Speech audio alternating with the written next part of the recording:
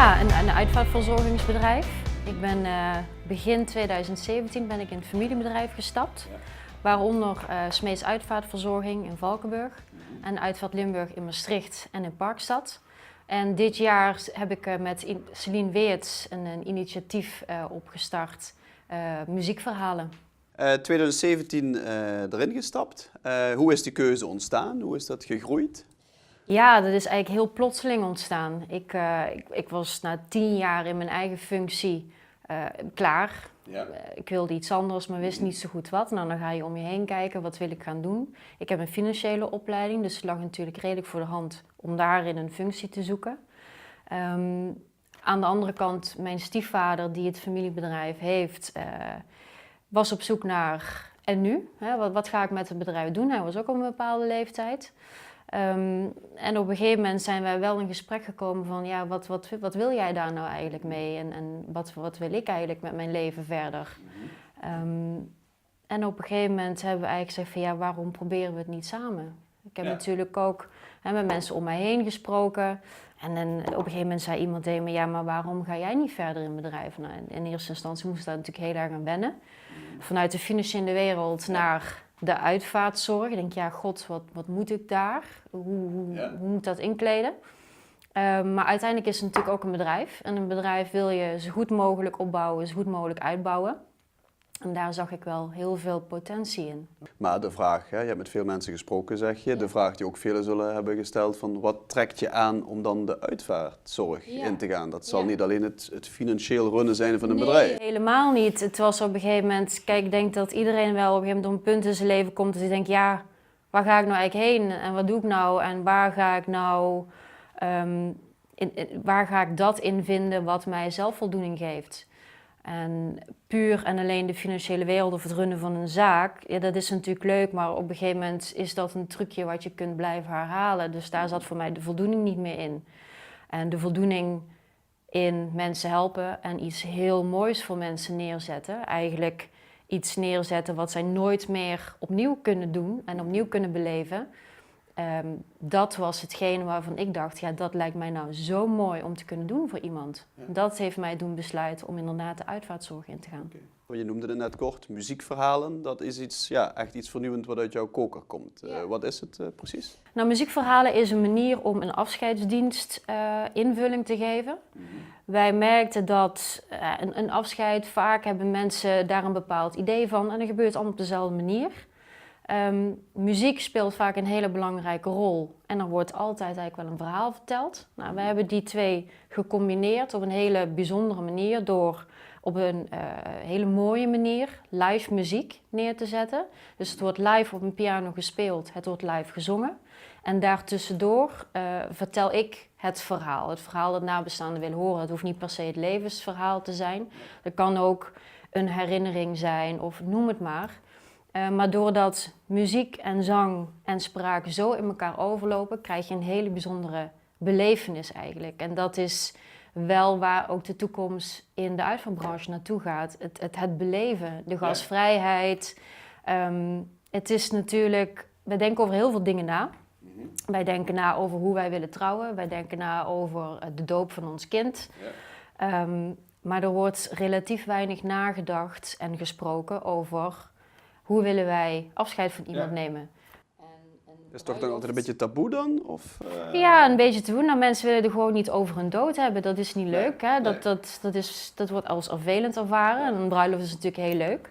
Nou, klinkt misschien heel raar, maar een bruiloft kun je een keer overdoen en een afscheid niet. Nee. En mensen helpen dat afscheid zo mooi mogelijk te maken. Hoe klein of hoe groot dat ook mogen zijn. Dat is natuurlijk voor ieder persoonlijk. Dat is wel heel bijzonder. En dat maakt het ook wel heel mooi. Heb je dat ook nodig richting de toekomst om met zo'n nieuwe projecten te komen om onderscheidend te blijven van andere uitvaartzorgbedrijven? Of is dat toch een vrij stabiele markt waar iedereen familiewijs of streeksgewijs bij dezelfde ondernemer blijft? Het is nu denk ik voor een heel groot deel nog streeksgewijs. Hè. Je gaat naar de lokale uitvaartondernemer of je bent verzekerd en dan bel je de verzekeraar. Dan wordt het ook wel geregeld. Maar je merkt dat als mensen zich gaan verdiepen, dat zij erachter komen dat er zoveel meer kan en er zoveel meer mogelijk is. dat je niet alleen maar je verzekeraar hoeft te bellen. En dat je ook echt kunt kiezen voor de uitvaartondernemer, de persoon die bij jou past, waar jij je goed bij voelt. En die het afscheid op een manier neerzet zoals jij dat ook wil. Ja. En dan moet je je wel kunnen onderscheiden. Ja. Dan moet je wel iets anders kunnen brengen dan de standaard. Op dit moment gaat het goed, of in die zin, hè? Jullie zijn aan het groeien en volop ideeën. Wat zie jij qua uitdagingen, en dan eerder voor de sector, dus niet zozeer voor jouw bedrijf, maar waar denk je van, ja, oei, daar moeten we de komende jaren wel iets aan gaan doen, want anders kan dat wel eens voor problemen zorgen of kink in de kabel. Zijn er bepaalde dingen dat je druk over maakt? Nou, druk over maken is een groot woord. Maar er zijn wel heel veel dingen die in beweging zijn. Hè. Je hebt natuurlijk een enorme aanwas ZZP'ers. Ja. Mensen die alleen werken, die alle randzaken die ze nodig hebben inhuren. Enerzijds is dat begrijpelijk en is het ook goed voor de branche. Een beetje concurrentie zorgt er alleen maar voor dat je zelf creatiever moet worden, beter moet worden. Jezelf nog meer moet kunnen onderscheiden. Aan de andere kant is het altijd de vraag van ja, komt het de kwaliteit echt ten goede? En waar vallen die mensen op terug, hè, die ZZP'ers? Is het nou echt de toegevoegde waarde? En aan de andere kant hoor je best veel over keurmerken. Je hoort heel veel over gedoe met verzekeringen, uitkeringen met verzekeringen. Ik denk dat transparantie in de branche heel belangrijk is en dat dat de komende jaren alleen maar een groter onderwerp wordt. Hoe lukt het jou om de knop op een dag om te zetten? Stel je op zaterdagochtend heb je een uitvaart. Je moet het verhaal vertellen van iemand die voor heel velen dierbaar was. Dan moet je toch op een respectvolle manier vertellen uiteraard. En om 2 uur 's middags heb je een feestje van je beste vriendin. Hoe lukt je dat om die knop om te zetten? Ervaring. Je leert op een gegeven moment om toch op een bepaalde manier afstand te houden en afstand te nemen van het verhaal wat je vertelt. Tuurlijk grijpt het je aan. Heel veel mensen zeggen ook van ja, hoe kun je daar staan? Hè? Hoe kan het je niet raken? Waarom vind je dit leuk? Je bent de hele dag omringd door verdrietige mensen. En niets is minder waar, denk ik. Tuurlijk heb je hele schrijnende gevallen of als hele jonge mensen overlijden. Ja. Maar de meeste mensen zijn nog steeds op een oude leeftijd als ze komen te overlijden. En dan is er met name dankbaarheid onder nabestaanden. Dan kan er ook gelachen worden, bij wijze van spreken, als je herinneringen ophaalt met die familie. Dus ik zie het niet per se als een heel verdrietig gebeuren. Ik zie het echt als een hele mooie afsluiting van waar ik een steentje aan kan bijdragen. Ja. En dan schakel je ook op een hele andere manier af. Ja, precies. Stel, alles gaat goed, economie gaat goed, je vindt de juiste mensen.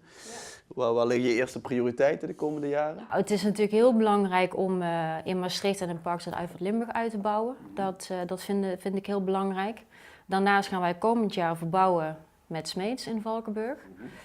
Om nog meer in een bepaalde niche-markt mensen te kunnen helpen. Wij merken dat uitvaarten steeds kleiner worden, wel steeds aparter, steeds bijzonderder. Dus wij gaan op onze locatie ook een eigen ceremonieruimte bouwen, die op een hele andere manier ingericht gaat worden als de normale ceremonieruimte. Bijvoorbeeld een crematoriumaula, die ook een heel ander gevoel aan mensen gaat meegeven. Dus daar ligt voor ons nu wel een prioriteit om dat zo goed mogelijk volgend jaar te gaan verbouwen.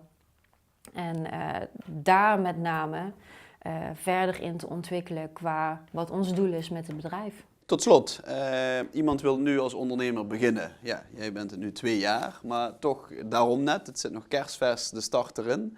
Wat zou je hem of haar als tip willen meegeven, op je eigen ervaringen gebaseerd? Vooral heel dicht bij je eigen doel en gevoel blijven. Je krijgt, tenminste ik heb van heel veel mensen in mijn omgeving tips gekregen. En of dit moet je niet doen, dit moet je wel doen. En dat is natuurlijk allemaal heel goed bedoeld. Maar op het moment dat je als ondernemer start, heb jij heel goed voor ogen wat je doel is. En natuurlijk, daar gaat geen rechte weg heen. Dat gaat altijd met kleine omwegen en bochtjes en soms neem je een rotonde mee. Maar als jij je eigen doel wel voor ogen blijft houden en ook vooral je eigen gevoel volgt en hoe je daar moet komen, dan ik denk dat dat het allerbelangrijkste is.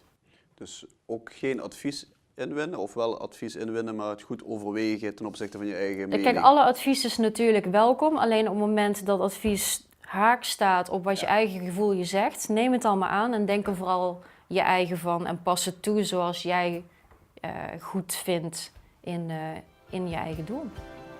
Dankjewel. Dankjewel.